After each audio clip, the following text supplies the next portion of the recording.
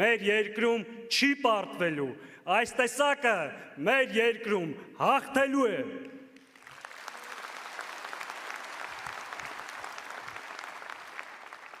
Սիրելի ներկաներ,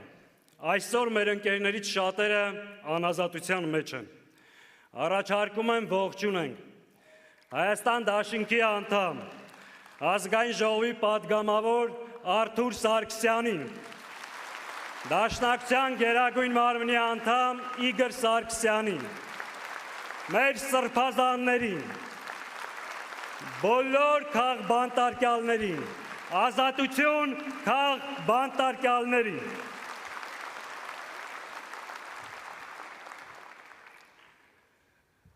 Սիրելի ներկաներ, մի թեմայել եմ ուզում անդրադառնալ ու անցնենք բուն նյութին։ Այսօր մեզ շատերը ասում են նախկին, ասում են նախկին եք, փորձելով դրանով պիտակավորել մեզ։ Փաստորեն անցյալ և պատմություն ունենալը պիտակավորում է։ Մենք մեր պատմությունից և անցյալից չենք հրաժարվում։ Դա անկախություն կերտելու, Արցախ ազատագրելու, պետություն կառուցելու և արժանապատիվ ապրելու պատմություն է և ապագայի պատմություն։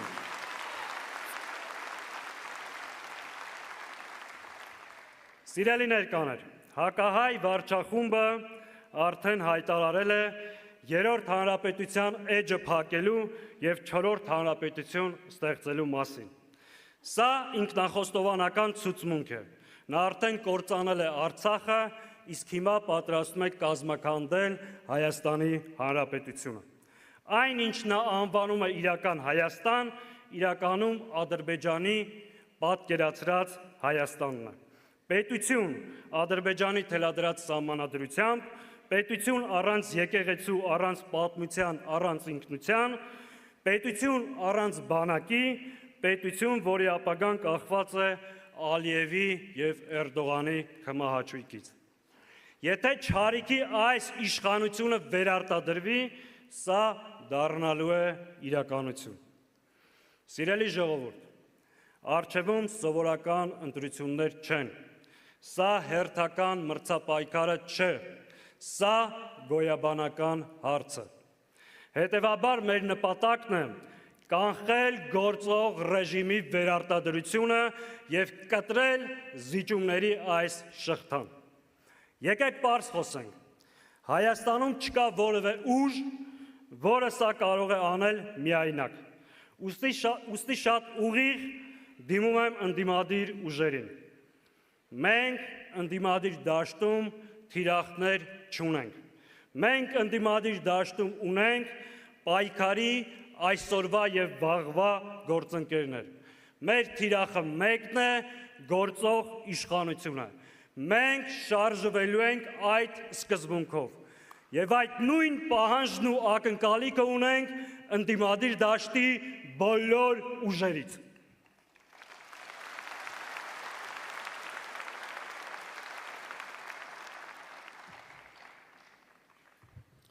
Խոսքս ուղղում եմ արտաքին դերակատարներին։ Հայաստանում իշխանության ձևավորման միակ սուբյեկտը Հայաստանի Հանրապետության քաղաքացին է։ Արտաքին որևէ միջամտություն, որևէ մայրաքաղաքից մեր համար անընդունելի է և դատապարտելի։ Բոլորի համար թող սա հստակ լինի։ Խոսքս ուղղում եմ մեզ հետևող հայրենակիցներին։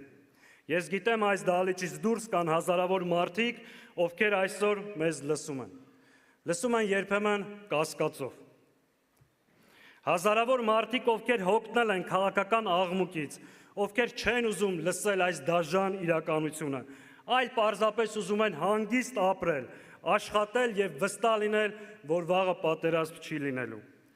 Սիրելի քույրեր, եղբայրներ, հարգելի ծնողներ, դուք գուցե վախենում եք փոփոխություններից, մտածելով, որ դա բերելու է ցնցումների։ Ձեզ ամեն օր համոզում են, որ դուք արդեն խաղաղ եւ ապահով եք ապրում եւ իշխանափոխությունը հավասար է պատերազմին։ Եկեք անկեղծ լինենք։ Արդյոք անվերջանալի այս զիջումները ձեզ տվել են այդ սպասված հանգստությունը։ Արդյոք ամեն զիջումից հետո դուք ձեզ ավելի ապահով եւ հանգիստ եք զգում։ Վստահաբար ոչ։ Մեր առաջարկը հավերժական պատերազմը չէ։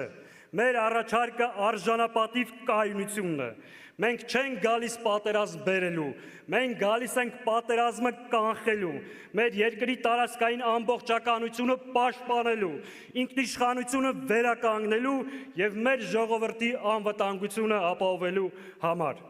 Մենք գալիս ենք կառուցելու մի պետություն, որը ստիպված չլինի ամեն օր ինչ որ բան զիջել, մեկ օր ավել խաղաղություն մուրալու համար։ Մենք գալիս ենք անկախության հռչակագիրը պահելու, մեր ժողովրդի անժամանցելի իրավունքները պաշտպանելու համար։ Մենք գալիս ենք հաստատելու ազգային համերաշխություն, իրական խաղաղություն, որը հիմնված է ոչ թե վախի, այլ ամուր բանակի, խելացի դիվանագիտության եւ հզոր տնտեսության վրա։ Մենք գալիս ենք փոխելու այս հուսահատության մթնոլորտը եւ ցույց տալու, որ հնարավոր է լինել եւ պաշտպանված, եւ բարեկեցիկ։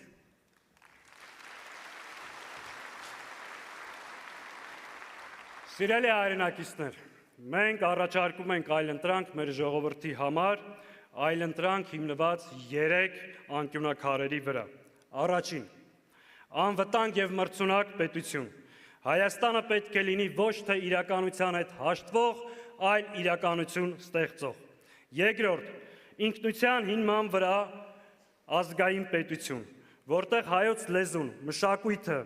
ընտանիքն ու հայ առաքելական սուրբ եկեղեցին մեր գոյության հիմքերն են։ Մենք պետք է լինենք արդիական, պահպանելով մեր արմատները։ Եվ երրորդ, համահայկականություն։ Հայաստանը բոլոր հայերի պետությունն է։ Սփյուռքը մեր ռազմավարական ուժն է եւ պետականաշինության մասնակիցը։ Մենք պայքարում ենք այս նպատակների իրականացման համար։ Ու հենց այստեղ է մենք ունենք բոլորի օգնության կարիքը։ Մեզ սպասում է դժվար ընտրություն թշնամական պահանջների եւ մեր ազատության միջև։ Մեզ սպասվում է համազգային քննություն։ Կամ մենք, կամ նրանք։ Մենք ընտրում ենք Հայաստանը։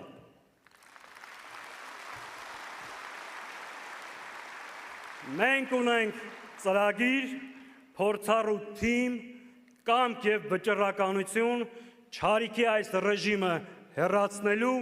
մրցունակ եւ անվտանգ պետություն կառուցելու համար։ Մենք դա կարող ենք եւ անելու ենք միասին։ Կարող ենք ժողովուրդ։ Դե եկեք միասին փորձենք հիմա մեր կարգախոսը։ Ես կասեմ միասին, դուք կարձագանքեք կարող ենք։ Միասին, բռունցքները բարձր, միասին, միասին, միասին, կեցը։ Այժմ բեմ եմ հրավիրում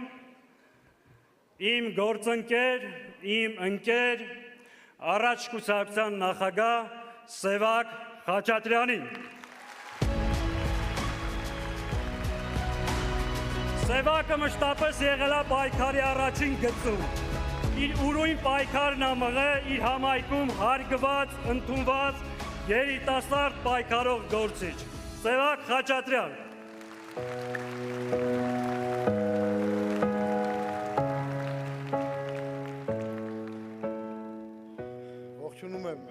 Ողջունում եմ բոլորին, ինձ ներկայացրեց մի անձնավորություն, ում բոլորը ճանաչում եք, բայց ձեզնից ոչ բոլորը գիտեն, որ երբ առավոտյան զարթուցիչից առաջ զանգ ենք ստանում Իշխան Սաղաթելյանից, մինչ պատասխանելը անմիջապես հասկանում ենք, որ երկրին որևէ աղետ է սպասվում եւ Իշխանը սկսել է իր աշխատանքը արդեն արտակարգ ռեժիմով առավոտյան ժամը ասենք 6-ից կամ 6:30-ից։ Եկեք եւս մեկ անգամ ծափահարենք մեր լավ ընկերոջը Իշխան Սաղաթելյանին։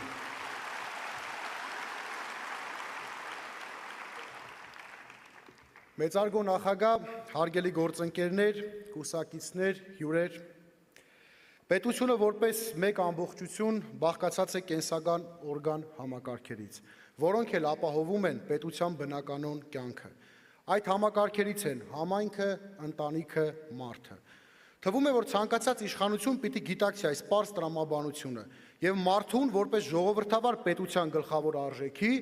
տա հնարավորություն ունենալ արժեքահենք